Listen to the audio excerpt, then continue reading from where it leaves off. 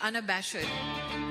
The most unpredictable, becomes a headline, the most volatile, outrageous behavior, unsubstantiated narratives, a battle of personalities. Thank you for visiting India, President Trump. It's great to be in a place where the people really get me. We have much in common. Are you thinking what I'm thinking? I am. Hit it, Rajiv.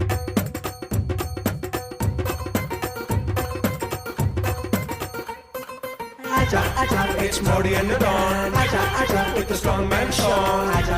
Let's make it great. Namo and Donnie love to hate. From the time our eyes first met. Welcome to Grand Tamasha. I'm your host, Milan, Vaishnav of the Carnegie Endowment for National Peace. At long last, we are back at this table with our regular news roundup. As usual, I am joined in the studio by podcast regular Sadanand Dhume of the American Enterprise Institute and the Wall Street Journal, Tanvi Madan of the Brookings Institution, and the author of the brand new best-selling title, Fateful Triangle.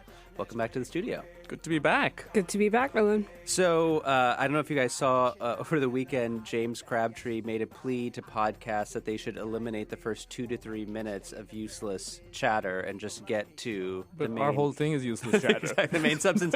Well, if you don't want useless chatter, this is what the podcast You have the wrong guest. So our friend Ed Luce commented and saying, well, can we just scrap the remaining 57 and 58 minutes of podcasts? So in that spirit... we have a lot to catch up on. We're going to go right into it. This week on the show, we're going to tackle 3 topics. First, President Trump is back home in Washington after a whirlwind 36-hour visit to India. We'll discuss the highs, the lows, and the internet memes. Second, the presidential visit coincided with an intense outburst of violence in Delhi. 40 people were killed, scores more were injured. We'll discuss the causes and the consequences of the worst riots in Delhi in over 3 decades. And last but not least, we'll talk about the implications of what's happening in India for U.S. domestic politics and the 2020 presidential race. Let's start first with the visit. Sadanand, let me come to you. Commentators, I think, have been split into 2 camps when it comes to the takeaways. On the one hand, you have those who say this was style over substance. The other hand, some argue, well, actually, the U.S. and India have achieved some important milestones if you look at the sweep of the bilateral relationship. Where do you come down on the score? Are you in the former camp or in the latter? Probably more of the latter. I mean, I would say that what we've seen under Trump is, in a sense, a narrowing of the relationship. The focus is much more almost exclusively on defense and security than it was before. The economic relationship is not in great shape. They weren't able to come to a trade deal. There have been all kinds of economic frictions. And the Trump administration seems to have largely abandoned the whole, democracy and values leg of the tripod. But that said, I think they have made gains on the security side. This is a relationship that is defined mostly by strategic interests at this point. And I think credit is due there where they have kept that part, going. Tanvi, what about you? What stood out from this visit? I think I'm kind of where Sadanand is on this, which is, I really think it depends on what you expected from this visit going in. And so if you were somebody who's interested in the defense and security cooperation side of the relationship, you'd be rather pleased. There was a defense deal, but also they seem to have, and the defense deal was important because the Trump administration's actually not got a defense deal from India. Most of the defense deals were signed either under Manmohan Singh or by Prime Minister Modi when President Obama was in office. So I think that was important so that there was a kind of juicy round number to give President Trump as well. But I think they might, even for the defense and security folks, they would look at President Trump's kind of positive mood and hope it buys some space with him for a little while so that some of those trade frictions, which haven't been resolved yet, they won't spill over into the defense and security side.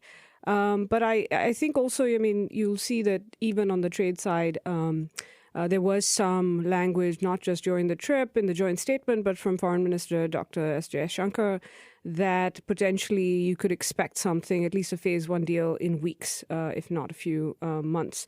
And so I think, you'd see that on the positive side. Having said that, if you expected that trade deal to come through, this to be that action-forcing event, or President Trump to forget about them, these frictions, which he didn't. He mentioned it towards the end of his trip, that these trade issues are still on his mind.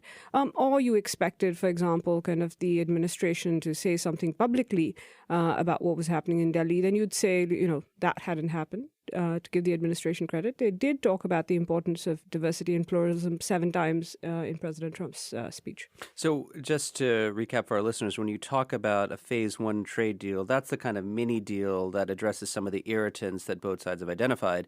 Phase 2 would presumably be something larger, perhaps as large as a free trade agreement or an FTA, which there's been chatter about, but seems kind of a long, long way in the distance. It does. I mean, for one, it'll depend on what happens in the November elections here. I think, the Indian foreign minister in his interview after the trip kind of essentially suggested that it's easier for India to do have a free trade agreement with the US than some other countries. Now, that also reflects the fact that the Indian Foreign Ministry has always been more supportive of trade deals because they understand the strategic nature of trade than the Commerce Ministry or the Prime Minister's office sometimes even, not just in this government, but in previous governments as well. So I think it'll be a tough sell for them internally, but also, if they do have a second Trump term, he's going to want bigger concessions from India because he'll say, I've won, my approach is won. And if you thought I was going to, just ask you for X, Y, and Z, I'm going to ask you for A, B, and C also now. And then, if there's a Democratic administration, again, it'll depend very much on who that president is. But I think, so for now, I think the idea is to do kind of a phase 1 mini deal that just takes this away from being a front burner issue to putting it on the back burner. So, Tanvi, you tweeted a bit at President Trump's speech that he gave at South Carolina rally over the weekend, and here's what he said about his India trip. Quote, "I may never be excited again about a crowd after going to India. They have a great leader, and they have a great love for the people of this country. That was really a worthwhile trip." So the Indian government calculated that playing to Trump's sort of vanity would pay off. Is this mission accomplished as far as the government of India is concerned? I think for now they will think so, that, he's gone away with a positive mood. It was a very personalized welcome, not just the big crowds, but Prime Minister Modi, quite unusually for Indian prime ministers when they're with their U.S. counterparts, they don't usually announce defense deals or talk numbers, whereas Prime Minister Modi specifically gave him numbers to talk about, mentioned them in his own kind of statement when they were making joint remarks. Also, the state dinner very much kind of rolled out the red carpet. Rashtrapati Bhavan's very impressive and is designed to awe, and I think it did. So I think, in that sense, that at least in terms of the mood, you saw it pay off in terms of President Trump clearly still talking about the trip in positive terms. You saw it in the lack of criticism that they would, and in some ways it showed in the kind of discipline that President Trump showed, which even he admitted at the beginning of his press conference was unusual for him in terms of sticking to his talking points, at least when it came to India issues. The big question is, how long does this afterglow last? We've seen this with Chinese leader Xi Jinping and Japanese Prime Minister Shinzo Abe, that they've had these trips where they've rolled out the red carpet for President Trump. He's gone away saying good things. But just a little while later, he returns to the things he has problems with.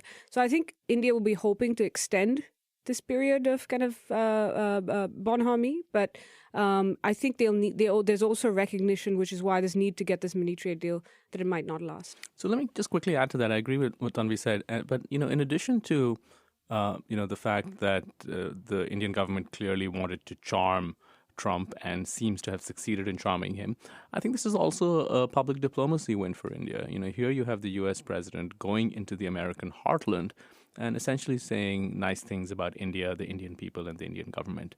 So, in that sense, it was definitely, something that played out largely the way they would have liked to see it play out. Sadanand, the U.S. president, although this I guess was implicit, it wasn't stated, but it was noticed that he did not make a separate stopover in Islamabad to see the Pakistani prime minister and its leadership. Is that a significant detail?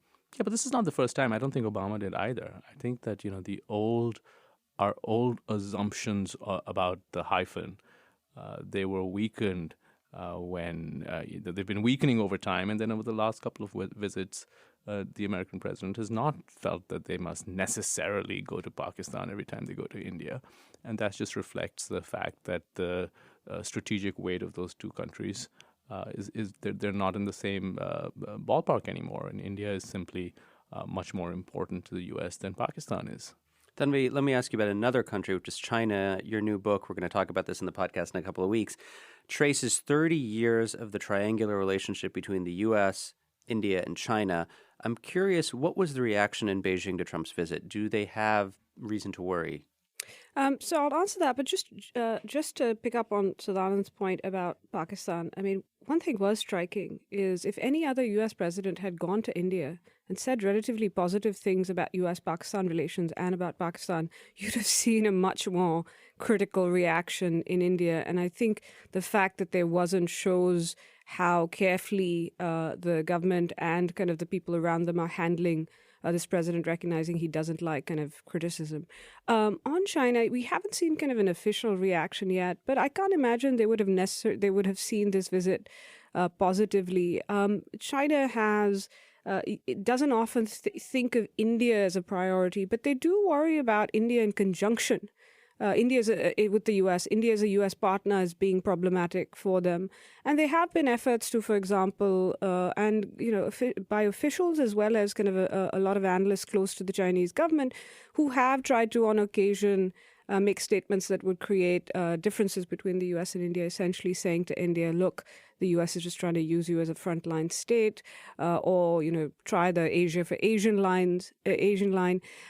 And so I think you would see kind of a Chinese government that wouldn't necessarily be happy about the U.S.-India relationship getting closer, but also seeing in some ways an opportunity perhaps in the fact that there are some constituencies in the U.S. that are concerned about the economic and values legs of the relationship. You're not going to see, for example, anybody in Beijing criticize India for what's happening within India. And so I think you will see some who see an opportunity. But I think overall, especially collaboration in the defense and security side, they won't be happy about that situation. Maybe the Chinese will criticize India for not mistreating its Muslims enough. Which is a nice segue to our second topic, which is the bloody riots that broke out over about a 3-day period, coinciding with the very tail end of President Trump's visit. Sadanand, some observers are calling this a pogrom launched by Hindus against the minority Muslim community in Delhi. Others are being more cautious, saying actually the story is far more nuanced. It's too messy to firmly establish causality. How would you characterize the violence that we've seen? So look, there's an element of it that's nuanced and there's an element of it that's not nuanced at all. What is nuanced is if you start looking at the violence in microscopic detail, it's certainly true that perhaps, in some neighborhoods, Hindus suffered disproportionately, and in other neighborhoods, Muslims suffered disproportionately. There have been deaths on both sides, and so on. So that part, I think, is nuanced, and we should treat it with the nuance. But the larger point, which is that one side had the backing of the ruling party and the government machinery, and that side was not the Muslims, is very clear. And the police, for that matter. Right. That's what I mean by the machinery of the state. The state, it's not as though the cops were involved in the rioting or involved in the violence everywhere, but in many places they were ineffectual, and in other places they were not just ineffectual, but they were working alongside the mobs. And the mobs that they were working alongside were the Hindu mobs. So I think this sort of grand attempt by elements on the Hindu right to treat this as though this were simply, equal bloodletting on both sides, is a giant con job, because it ignores this sort of fundamental and to my mind, all-important distinction. But I guess I have a question about the timing, right? Which is, why would groups affiliated or sympathetic to the ruling party want to unleash such violence when you have the eyes of the world, focused on New Delhi? The president is still, on your sovereign ground. I guess I'm wondering, what's the incentive, and do you think that the Modi government bears some responsibility for the violence that? So sure, I think ideally, if they were calculating this, ideally they would have, wanted the violence perhaps to start after Trump had left, because the fact is that those images and those headlines did mar the visit. In fact, you had a BJP leader, just before the violence broke out, saying exactly that well, we're just going to wait for Trump to leave, and then we're going to, then we'll do what we need to do. And that was speaking in specific relation to protests that were blocking essentially commuter and arterial roads to say, once Trump leaves, if the police doesn't handle this, we're going to do it We're ourselves. going to go and clear it out ourselves, right? Now, but you can't always control these things, right? This is stuff happening at, these are street level thugs. These are people affiliated with the party. They could also just be sort of regular people who get caught up in the emotions, and things got out of hand. So I'm not saying that everything is sort of, that if they had, chosen a moment, this is the best moment. Right. But I still think that the evidence is overwhelming if you look at the kinds of speeches that were made in Delhi by BJP leaders. This whole new slogan, right, that has become very common about shooting the traitors, and everybody knows who the traitors are in that slogan. This is incendiary stuff. Tanvi, I want to ask you about a point that Sadanand raised, which is sort of the international ramifications of these riots. Sadanand said they marred the visit.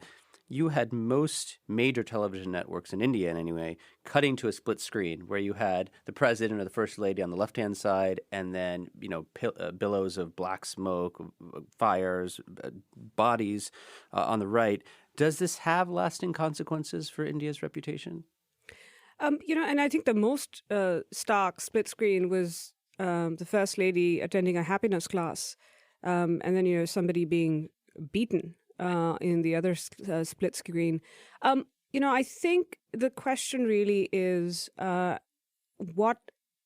various constituencies see this in different countries. I think in the U.S., some of you have heard me say this before, there are essentially kind of three baskets of three kind of constituencies that the India relationship has had.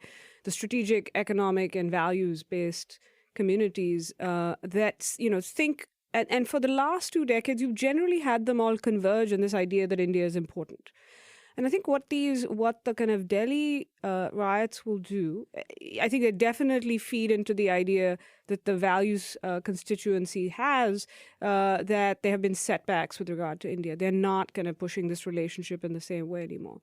But it has the potential to at least affect the economic constituency for the relationship, which is already kind of questioning the economic growth slowdown, but also kind of the lack of economic reforms over the last few months, especially in kind of a second Modi term. Because the questions, and all of us are getting them, is this a safe and stable place to invest in when I can invest in somewhere else relative to some other place? I think many companies are still saying we're going to go into India. It's indispensable, but there are questions.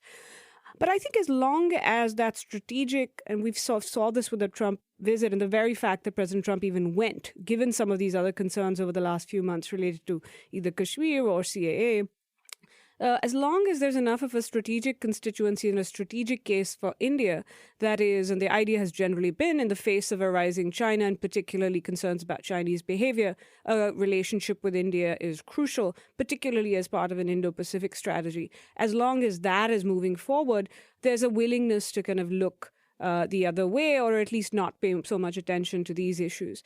Now, even with this constituency, the question down the line, and that'll answer your question about whether this lasts, the question down the line for them will be, does this stay? Does India keep doing enough? Or do they start to wonder if these issues, these developments are making India so insular over time, so focused on domestic social issues that the government is not putting in the effort on the economic side, economic capabilities, and therefore military capabilities aren't being built in a way that India might even be willing to serve as that contrast and counterbalance to China, but it's unable to do so because it just doesn't have the capabilities, not to mention that its image and relationships in the region, in the Indo-Pacific, are starting to get affected, whether that's with Bangladesh or Indonesia, because of some of these domestic issues. So I think for now, the strategic issues will perhaps continue to kind of drive the relationship despite some of these developments. But we shouldn't take it as a given that that's inevitable. One place where, you already do see a very clear change is among the Democrats. You had Bernie Sanders tweeting about this, and if you kind of take this, if you take the riots along with the abrogation of autonomy in Kashmir, and then the situation in Assam with the building of detention camps and the ill-advised citizenship law, if you take all of this together, it's very clear that at least on the left in the U.S., the idea of India as essentially this symbol of functioning pluralism has taken a real severe beating. And it's and what we've seen, which was a departure from a few months earlier, which is that with the letter by the co-chairs of the India caucus, Senator Warner from Virginia and Senator Cornyn from Texas, that this is not just a Democratic thing anymore. Right. That's one Democratic senator and one Republican senator. That these are things that even the kind of Republicans are starting to notice. And one of the things that I think is, yes, you might not have people on the Hill necessarily introducing legislation, but India's had the advantage where people have actually been rooting for it, so pushing things forward. So even if people it's the equivalent of an election where you might not go vote for somebody or vote against them, but if you stay at home, so if people stay at home when it comes to India, when it comes to key moments, that in effect, is also kind of going to be an issue. Again, though, I will say that, and I think this is going to put pressure on India to deliver on that strategic side and the defense side, and to make sure they keep President Trump in good stead for the next few months. As long as there's a sense that there's enough happening on that front, I think you'll see people overlook some of these issues. But it does make it harder, even for people in the administration, to make the case for India. Sadanand, many on social media criticize President Trump for not addressing the Delhi violence, for deferring questions on the Citizenship Amendment bill, for generally refraining from making any pointed statements that could be seen as critical of Modi's domestic agenda, social policies. Was this the right move? Broadly, I you can quibble. You could say that maybe he needed to have said more. But, as Tanvi pointed out earlier, he did mention diversity and pluralism several times. He made it clear that that is something that binds India or has bound India and the U.S. together. And I personally am okay with the president not going out of his way while he's on Indian soil to sort of criticize the Indian prime minister. That would have, it would have sort of, satisfied many Modi detractors, but that's not the goal. That's not the role of the U.S. president, right? He's trying to advance U.S. interests. Where I would be more critical is the relatively muted response from other officials. So I get it. Maybe the president doesn't have to say so much, but I really do think that the administration at other levels could be saying more. As soon as Trump got back to the States, his re-election campaign took out digital ads targeting Indian Americans on Facebook, Instagram, YouTube, other online platforms. We've had at least one top BJP leader call out Bernie Sanders, who is right now the Democratic frontrunner, for being too critical. He quickly deleted his tweet, though. The BJP official deleted the tweet. He got a phone call. But so I guess I'm wondering is, it's not only about what American officials or politicians or representatives of the state might say about India. It's also what representatives of India might say about domestic politics here. Are we getting to the point where there is evidence, sufficient evidence of a clear partisan bias on the part of the Modi government with respect to the outcome of this election in the United States? I think that in India, more broadly, I think there's a very unsophisticated view of U.S. politics and of the importance of the Indian American vote in U.S. politics, first of all. And there is also, I'd say, an unsophisticated view about how much the Indian American voter cares about an endorsement from Modi and so on. And in both cases, there seems to be this assumption that, one, that Indian American voters are extremely important in the process, which they are not. And second, that somehow by, that they're getting the right signal from Delhi will be able to sort of move them in large numbers. And again, there's no evidence for that at all. Now, it may be in India's interests if Trump believes both of these things to be true. I don't believe either of them is true. I'll preface what I'm going to say by saying I think, Senator Sanders, when he tweeted that, what's the point of defense deals? You should be doing climate change deals. our friend and colleague Joshua White, who used to serve in the Obama administration, pointed out those two things are not mutually exclusive. The Obama administration did both a defense deal, a number of defense deals, but also kind of a climate change agreement with India.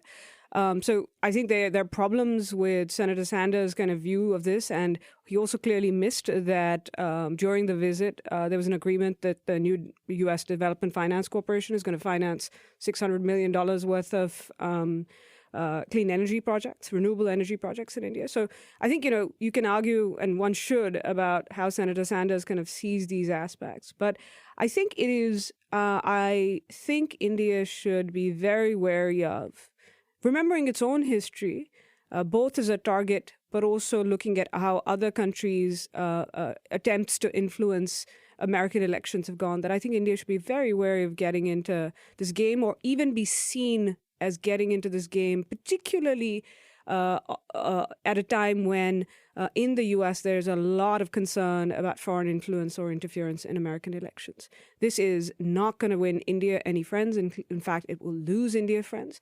The Indian government is aware that and concerned about that India being seen as a partisan issue now. They have been trying to fix that. If you see some of the moves they've made in the last few months, even the fact that this MP deleted the tweet tells me that somebody called him up and said, don't do this.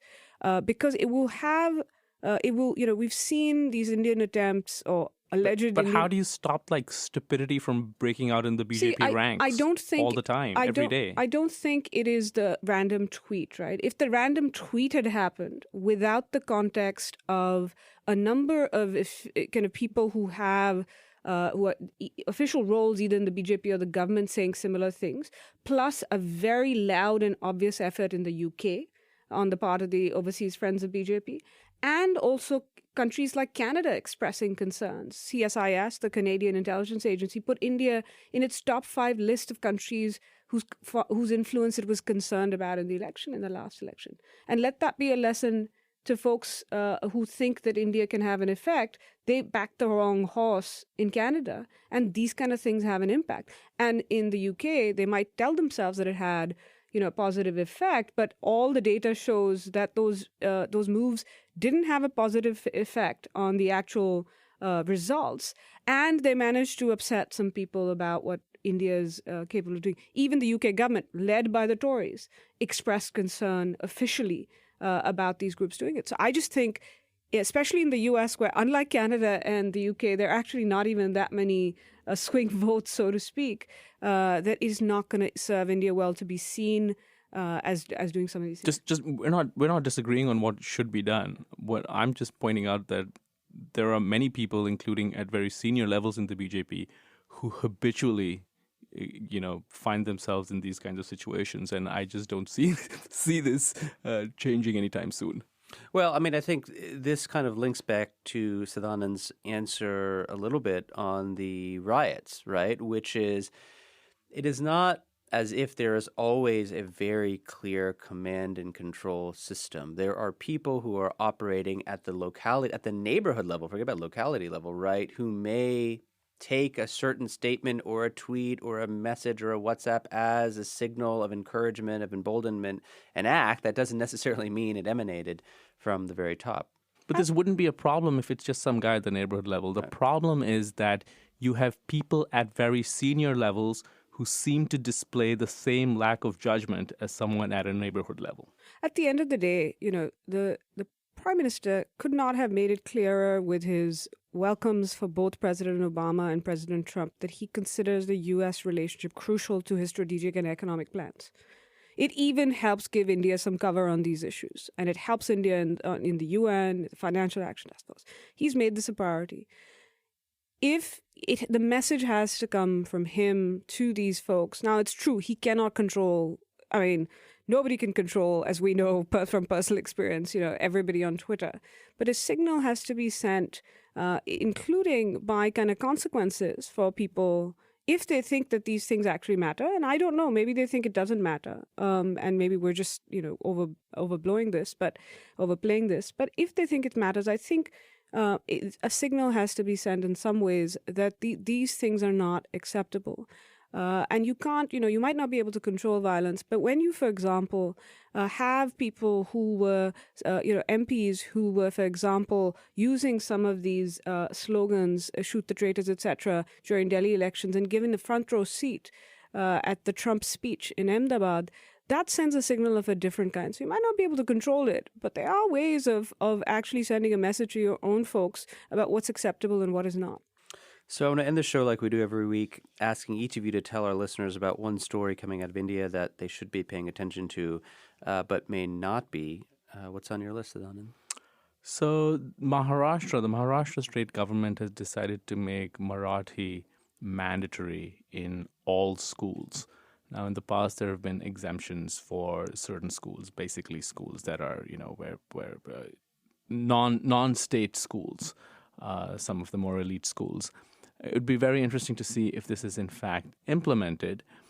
If it is implemented, I think this is an interesting step towards what you could call it linguistic pride or linguistic chauvinism, depending on your point of view.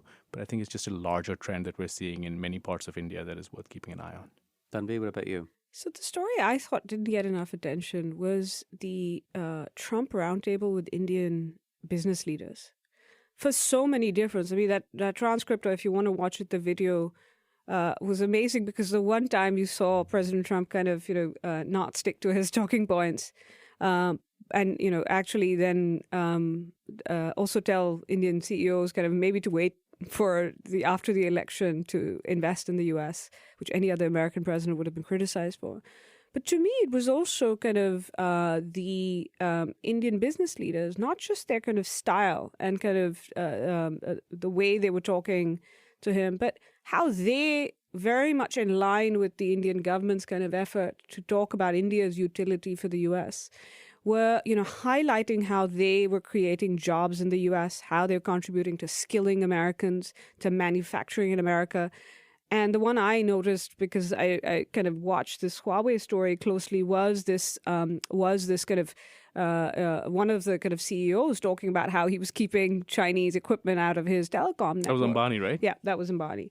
And so it is, they would never say this thing. After all, just a few weeks ago, there was another Indian CEO, a business leader, Sunil Bharti Mittal, doing the opposite, saying, on stage with Commerce Secretary Wilbur Ross, making the case for Huawei.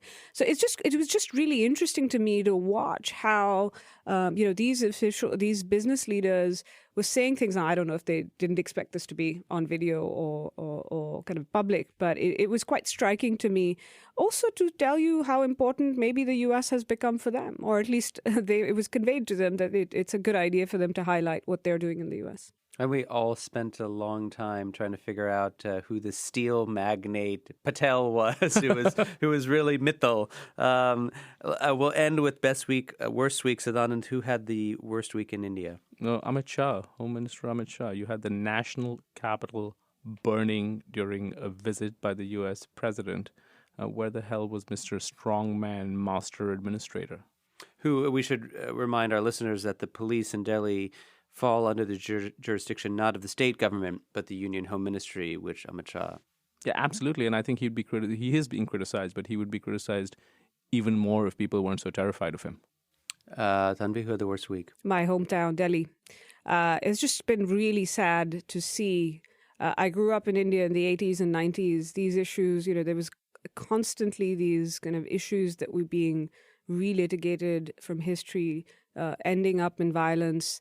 This is sad from a human basis, but it's also sad for the country, which really, these issues are taking away from the forward progress India should be making and has been making in many ways on a number of economic and social fronts. So it was just a sad moment for me, kind of more on a personal basis, having kind of lived through things like the 1984 riots. That's not a place India wants to go back to. And on the flip side, best week, who had it? Ivanka Trump. I thought she handled some of the stuff on Twitter.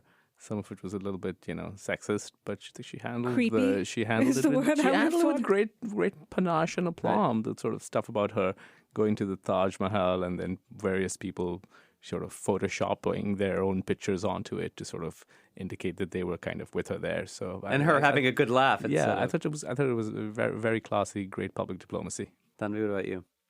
The best week was the advisors and officials around President Trump and those on the Indian side, hoping that there were no surprises during the visit, other than obviously the Delhi issue. But I think people had expected the president himself to throw out a few verbal surprises, and he was extremely kind of disciplined in terms of sticking to his brief. So I think there'll be people both in Washington and Delhi breathing a sigh of relief. Well, I have to put in my candidate here. It was the Sikh schoolboy who stole the Melania Trump a visit to a Delhi school where there was a gender component, as you pointed out too. Yeah, I had mixed feelings about that. A bunch of schoolgirls dancing. No one was paying attention to them because this boy just could not listen to bhangra without letting his moves and show. As a Punjabi, I understand that instinct. It's the shoulders can't resist, and then you can't. But yeah, you should find a way to link to that video. I will link to the video on the show page.